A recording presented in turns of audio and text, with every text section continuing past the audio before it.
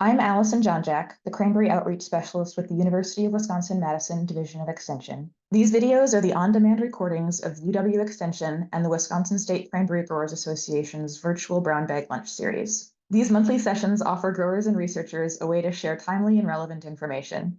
We hope you'll enjoy and continue to engage with us. Hi, I'm Tom Lochner, the Executive Director of the Wisconsin State Cranberry Growers Association. We're excited to be a partner with Extension to bring you research-backed resources, tools, and tips to keep Wisconsin marshes productive and profitable. So welcome to the November Brown Bag, at which we have our part one of the nationwide roundup. We'll hear from Peter Oudemans on heat stress and Didier Labar on biological controls, as well as tracking fireworm emergence times. By way of housekeeping, we remind you that you are welcome at any time to ask questions. We'll also have a Q&A session at the end, and you can ask questions either by unmuting yourself and asking, or by typing the question into the chat. If the box has a drop-down that says to everyone can see your question. If you choose the drop-down to say Allison Jonjak, I will see that question, and you can be anonymous, and I will ask the question on your behalf anonymously. For those who enjoy closed captions, you can click closed captions down in the menu stripe of your Zoom meeting. I have those enabled, and we'll happy to take questions from anybody at any time. I'm going to go ahead and pass things off to Tom. I need to advance the slide. So Tom from the Growers Association to give us a quick welcome. Oh, well, welcome everybody this morning on a chilly morning here in Wisconsin. It seems winter has arrived a little bit early for us, but we'll cope with it. There's some snow on the ground, so the deer hunters should be happy. For those of you who choose to stay home, such as myself tomorrow morning, and have a cup of coffee in front of a nice fire and stay warm. Again, this is our monthly brown bag. I want to thank Allison for setting it up, and also our speakers today for joining us. These are ongoing educational programs that we put together with Allison and the Education Committee of the Association to try and provide timely topics for growers in a very short time frame, so that they can spend an hour over the noon hour, have a little bit of lunch, and pick up some information. We're very happy today that our speakers are going to join us from Quebec and New Jersey and give us a little bit of a national perspective as to what's going on. So without further ado, I'll turn it back over to Allison to introduce our speakers, because I am sure that the growers are tired of hearing me and would much rather hear from our guests. So thanks again for joining us this morning, and thanks again to our guests for presenting as well.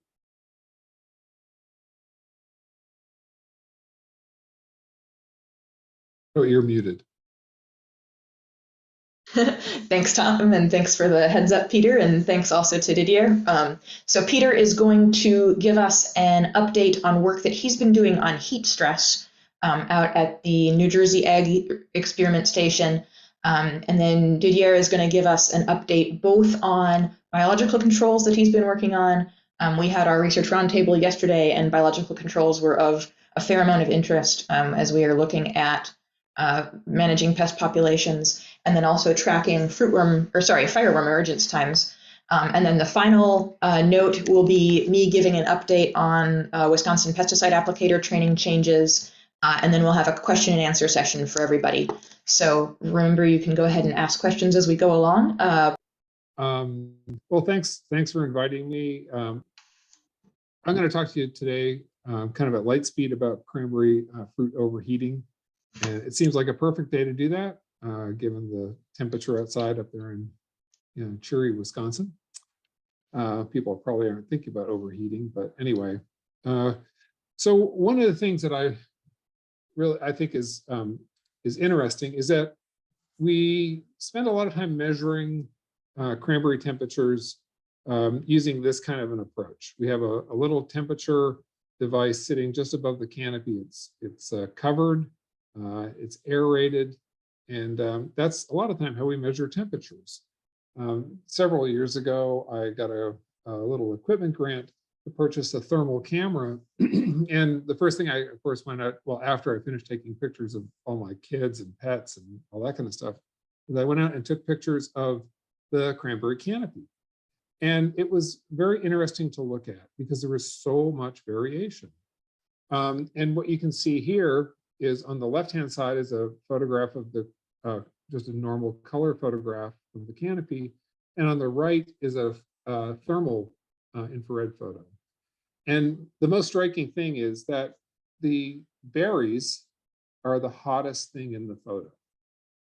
And this was kind of surprising to me. And the temperature was also surprising to me. In this case, we had temperatures of 108 degrees on the berries and temperatures much cooler elsewhere in the canopy, even below 90. So it's a spread of almost 20 degrees in that canopy. So, you know, my question is, are you satisfied with the way you're measuring temperature in your canopy?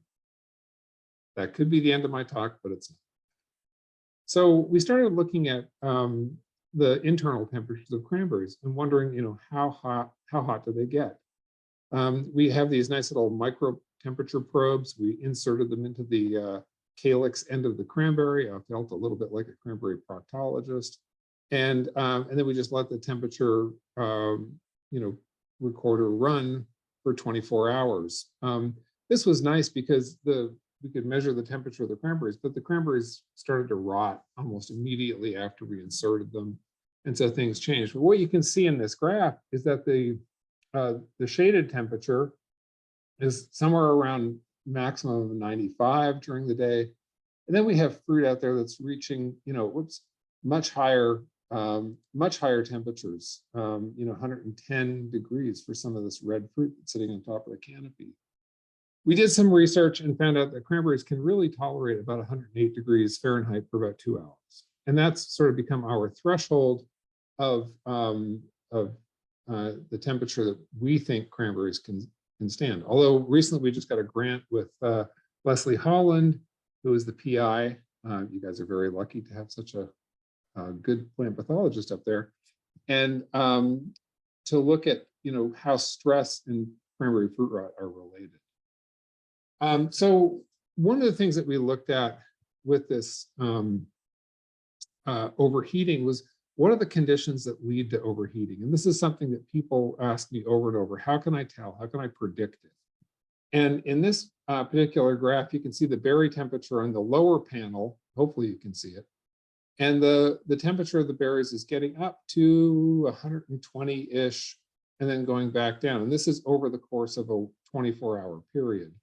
The upper panel represents the solar radiation. And you can see that at night, there is no solar radiation. You get sunrise, solar radiation starts to increase. Around noon, solar noon, it starts to maximize. And then towards sunset, it starts to decrease. There's quite a bit of variation in that temperature or in that amount of solar radiation as well. And that's due to cloud cover. So as the clouds go over this plot, you can see the solar radiation drops and comes back up as the cloud passes. That kind of gives you an idea of how, you know, we're measuring solar radiation and how it reflects the conditions of the particular day. Here we have a plot below of the berry temperature. And what's interesting is you can see the berry temperature, and you can also see the berry temperatures drop as cloud covers go over. So this has been kind of an eye-opener for us. It seems like solar radiation appears to be the driver of the internal berry temperature. And there's lots of little, you know, details about that. I won't go into them because we want to make it through the talk, and I want to leave room for DDR. But this graph here, and I can supply this back to you guys as well later on. It's a little bit complicated, but it represents 3 different days. The top panel here on the left shows the temperature recordings of across basically an entire month-long period. The yellow is the shaded temperature. The blue is the internal berry temperature. And you can see not every day do you get high temperatures. So berry temperature is sort of like frost. Berry overheating is sort of like frost in that it's episodic. Some days it overheats, other days it's not. The orange line, incidentally, here represents that threshold of 108. So if we're at 108 for over 2 hours, our berries start to get softer, and Ocean Spray or whoever your handler is becomes less happy. So what I wanted to show is a couple different scenarios.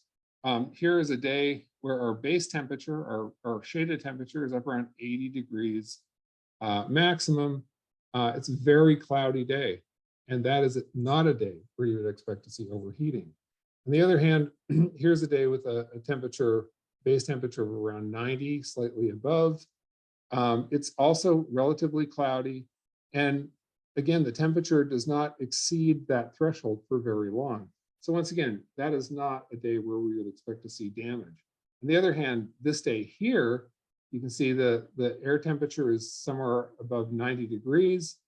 The solar radiation is intense. There's just a few big clouds that went over, not very much. And that berry temperature went significantly over that 108 degree. So, the conditions that underlie a day of overheating: low humidity, low cloud cover, higher, above 90 degree air temperature, and abundant solar radiation. We developed these nice little 3D printed berries. You can order them. They're relatively cheap from Shapeways, and they're designed to house a temperature probe. So you can insert a temperature probe right into the calyx end, as it were. And we tested those. It seems like they correlate pretty well to the internal temperature of real berries. We had a real berry versus the artificial berry, and looked at those temperatures over time. And it looks like there's a relatively good correlation between those. The nice thing about these artificial berries is they don't rot. Even in Wisconsin, if you stick a probe in the end of a berry, it's going to rot after a few hours or a few days. And so these probes can last for a good part of the summer. And this is just an example of some of the readings that we've taken over time to sort of validate it. Each of these points here represents 100 berry temperatures, internal temperatures. And we measure those temperatures at different times of the day. And we just go out with a simple meat probe, insert that meat probe into a berry, take the temperature, and keep going. And so each of these points represents 100 berries taken at those different times. And then we ran that against the temperatures we saw at those times using our artificial berry. And again, there seems to be a relatively good correlation. Not as good, but the data is a little less precise in terms of timing. So it looks like we're doing a relatively good job at measuring with these devices. Now, if you look at this is a little bit more complicated story, but here we measured internal berry temperature in the morning and the afternoon using the temperature probe. And we actually followed it throughout the day using the artificial berry.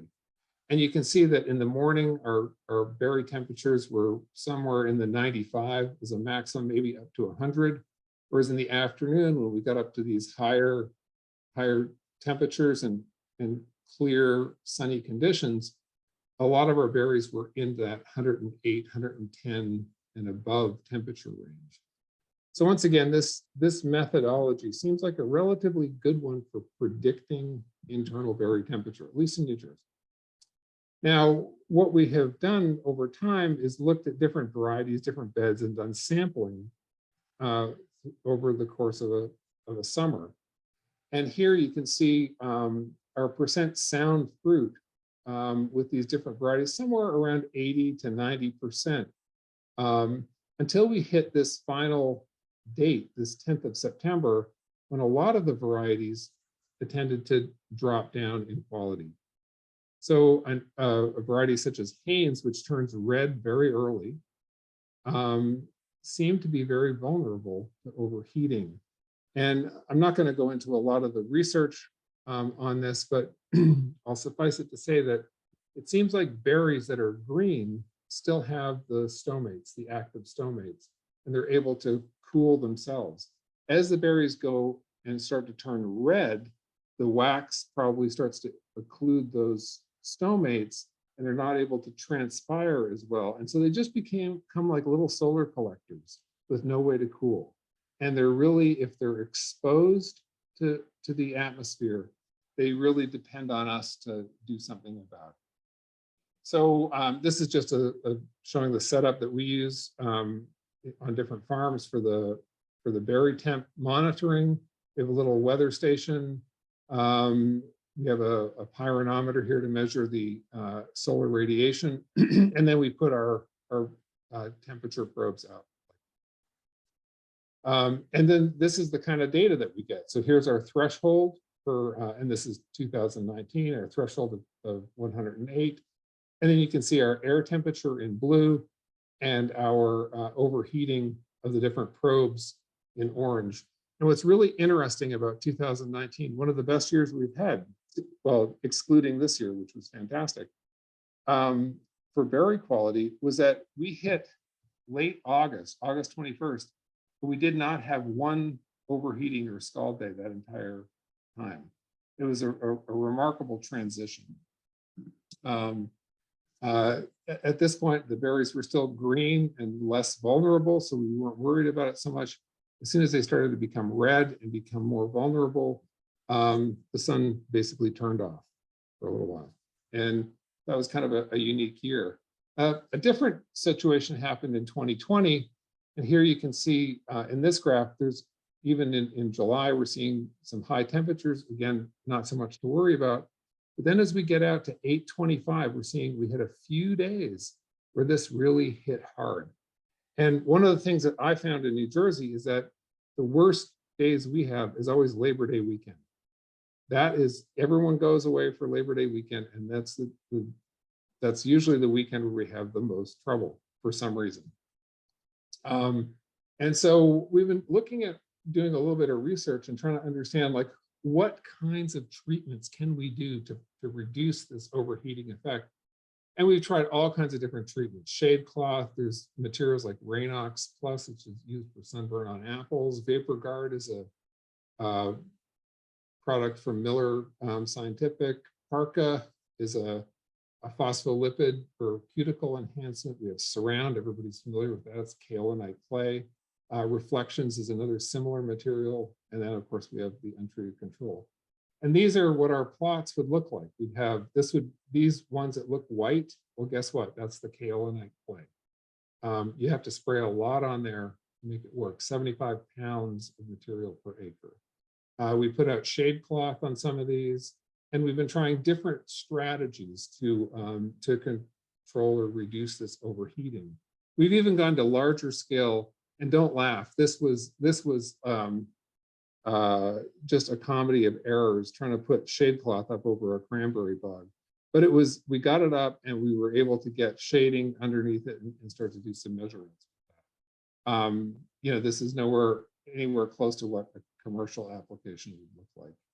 But what was interesting with the shading, and I'm showing here, this is the shading, the gray is the shaded and the orange is the unshaded.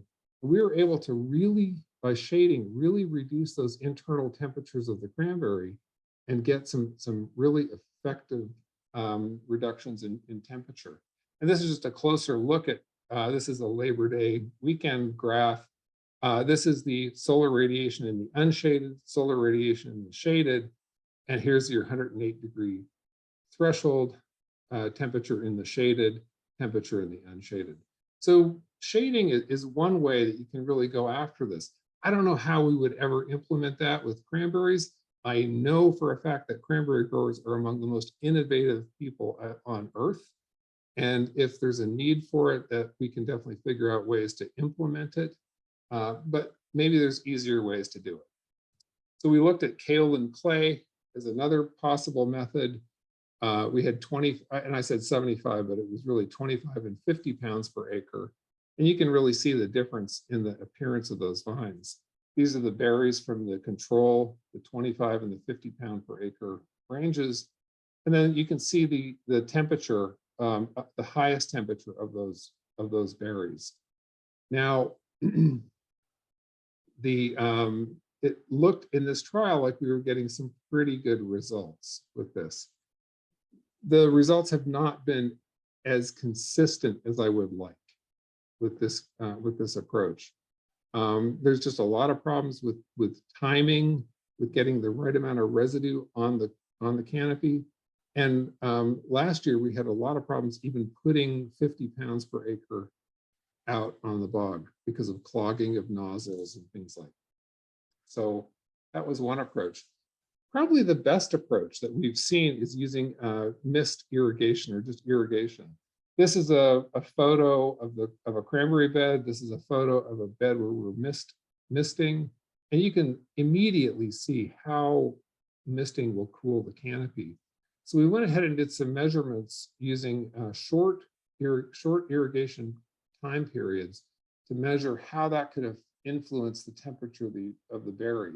And here you can see our irrigation timing is right here in blue, and our berry temperature and canopy temperature both dropped significantly after a very short irrigation. This is perhaps the best way to manage overheating. Right now, we're targeting irrigation period of about 15 to 20 minutes at the peak, point of solar radiation, and we're aiming to wet only about the top inch of the canopy that way. We don't want the water to go too far into the canopy because it still has to evaporate. If we have to apply it again, we're deadly afraid of increasing moisture from fruit rot. So one thing that we've been working on, and I think Tom is a little bit familiar with this since he's on our advisory panel for this grant, is we're using a drone approach to actually estimate how much fruit is exposed, is sitting at the top of the canopy. The fruit that's underneath the canopy that's shaded is not vulnerable, but it's the fruit that sits on the top of the canopy. So, for people who are producing 500-600 barrels per acre or even more, that fruit has got to go somewhere. And if you look at these images, you can see this is a red band image here, and you can see all of the fruit sitting on top of the canopy. So we've developed a method where we can count the number of fruit sitting on the canopy and then estimate what the potential damage would be if we didn't protect from solar radiation. And this allows us to kind of pick and choose the areas to implement this overhead irrigation methodology. A lot of our growers are saying, hey, we'll just irrigate everything because we don't want to lose any fruit. And that is also an option. So this is the approach. We have our little drone, we fly and we sample different parts of the bog and are able to come up with an estimate of the fruit exposed on that bog surface. So that allows us to do some site-specific planning and decide when and where we're going to use this evaporative cooling. So that is actually my last slide, or this is my last slide. And I just wanted to emphasize that our problems here in New Jersey are that we sort of walk this tightrope. And we're trying to walk the tightrope between overheating and over irrigation. And I think the really important thing to remember with irrigating to prevent overheating is short. Keep it short. You don't need a lot. Irrigate the top inch or two of the canopy, and that's where you're going to get all the evaporative cooling from anyway. Allison, I hope I didn't go over my time.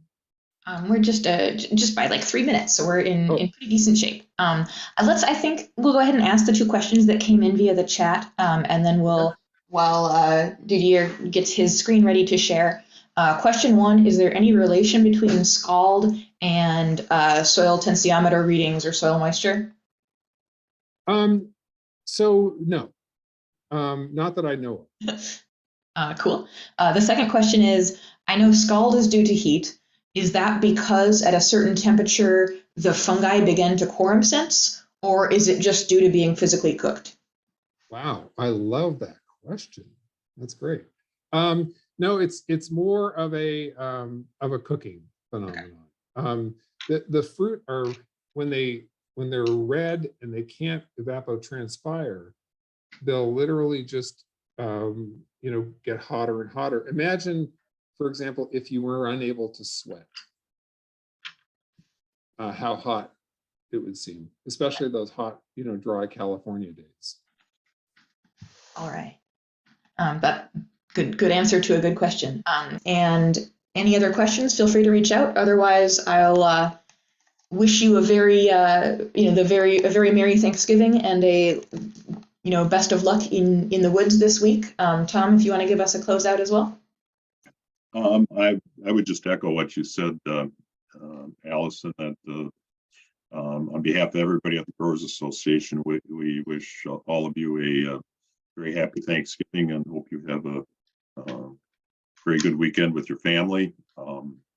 And if you're going out in the woods, be careful and stay warm. And other than that, thanks for joining us, and we'll see you again soon on another brown bag session or another meeting on down the road. Yes, indeed. Thanks. And Francois says good weekend. So, of course, happy Thanksgiving to all of the Americans, and the Canadians had their Thanksgiving a month ago. So continue being thankful. There's no harm. All right. Thank you. Thanks, everyone. Bye.